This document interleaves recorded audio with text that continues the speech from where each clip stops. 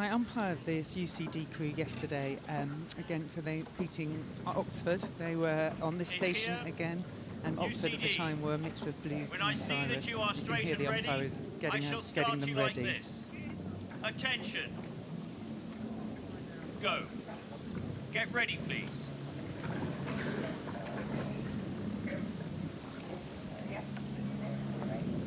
Attention. Go! Student Women's Eights. This is the Island Challenge Cup on the Buck Station. University College Dublin A from Ireland. And then you've got the Netherlands boat, Aegir, who are on the Berkshire Station. And we're keeping a tight eye on what goes on at Temple Island. You can see that transformation I was talking about. Peace and serenity just shattered when the Eights left those start pontoons, and they come careering down the course now. And you can see it's a good fast start. Looks like from both boats actually, both had a very neat start there, Sarah. Yeah, and I think we're going to be treated to two really different rowing styles here. I noticed that the UCD crew yesterday, they really do sit back at their finish. You can see the stroke woman there. She really is making most of that second half of the stroke. The Dutch, they always get the time over the feet and pick the boat up in a very quiet way at the front and push it along. And so we can just look at these contrasting styles. And do you know what? Both work as long as everyone does it together.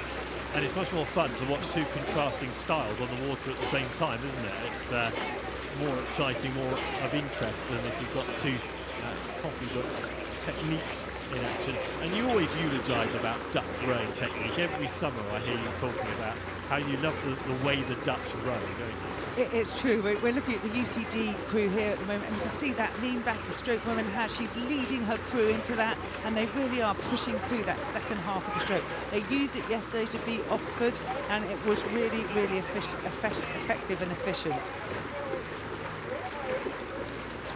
At the moment, the crew from Dublin are just down.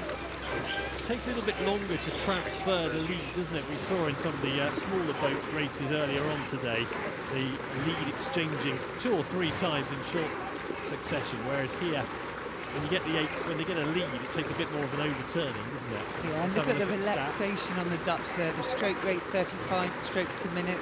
The boat speed, you see, just dropping there from 17 to 16, jumping up and down, but they are absolutely loose and long. There is no tension in their faces at all. So everything, all the work is happening below the waist and keeping that loose relaxation above.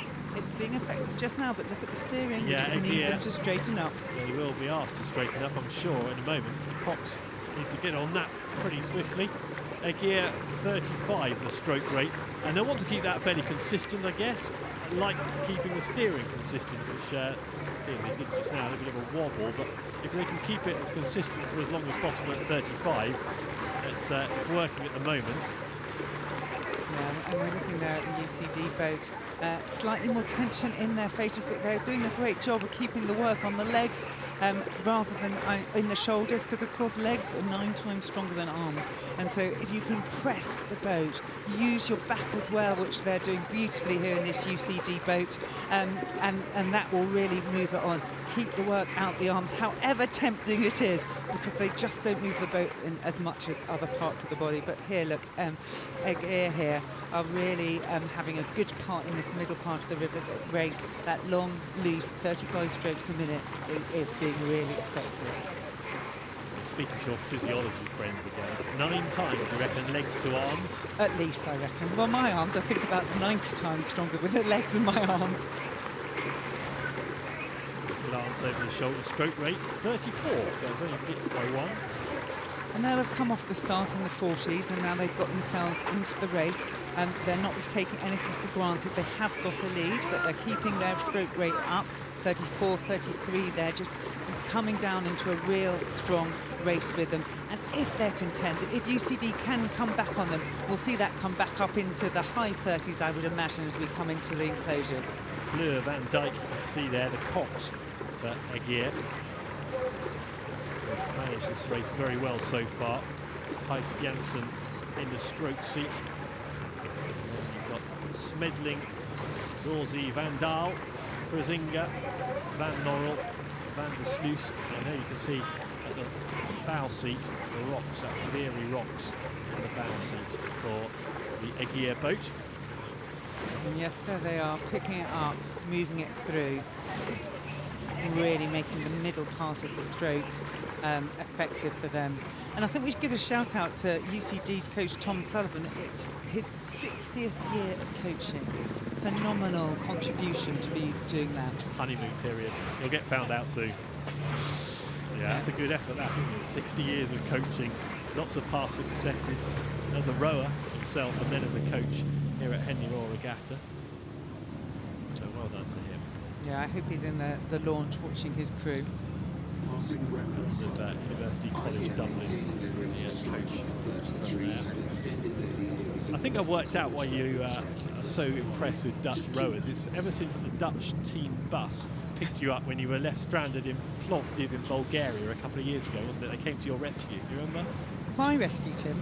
Our rescue. Our rescue, yeah. No, they did. We got stranded at a World Cup regatta, didn't we? When we got stranded, you mean you hadn't organised how we were going to get home? Yeah, Sofia Airport was a long way away from Plovdiv, as it turned out, but the Dutch team gave us a lift, which was good. We did literally hitchhike on the Dutch bus. They were utterly grateful. And ever since, you've never said a bad word about Dutch rowing. And actually, you've got no need to right now, because Aegir putting together a really good race. They look like they'll continue in their white with red stars there that you can see as they come in front of the regatta enclosure.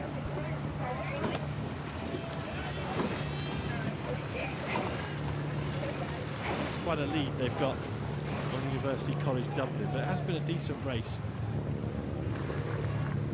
It's a clash of styles that makes it interesting. Yeah, and Aegir, a selected crew, will have been pleased to get their account started, I think. Really making sure that they have got themselves cleanly down this course. They've had a good contest, I think, by UCD, but have come out as the stronger crew on this occasion. Still a little bit of the race to run. We can't call it until it's over, but at the moment, I'm not sure I can see UCD coming back. Although those women have absolutely given it everything, and you can see that they are lifting that rate, they're jacking it up in the left-hand boat with the intention to race this to the line. Well, they're narrowing the gap in these last stages, and that's some credit, isn't it, for doing that. They're not going to narrow it enough, but well done to University College Dublin, who have kept fighting all the way. And for Aegir, you can hear the ripples of applause. Actually, it's getting busier down there, isn't it, in Stewards' enclosure. Lots of those deck chairs now occupied, and the Dutch are receiving the applause. Yeah, the papers are away and they're watching the rowing. Aegir are up and running in this Henley Royal Regatta.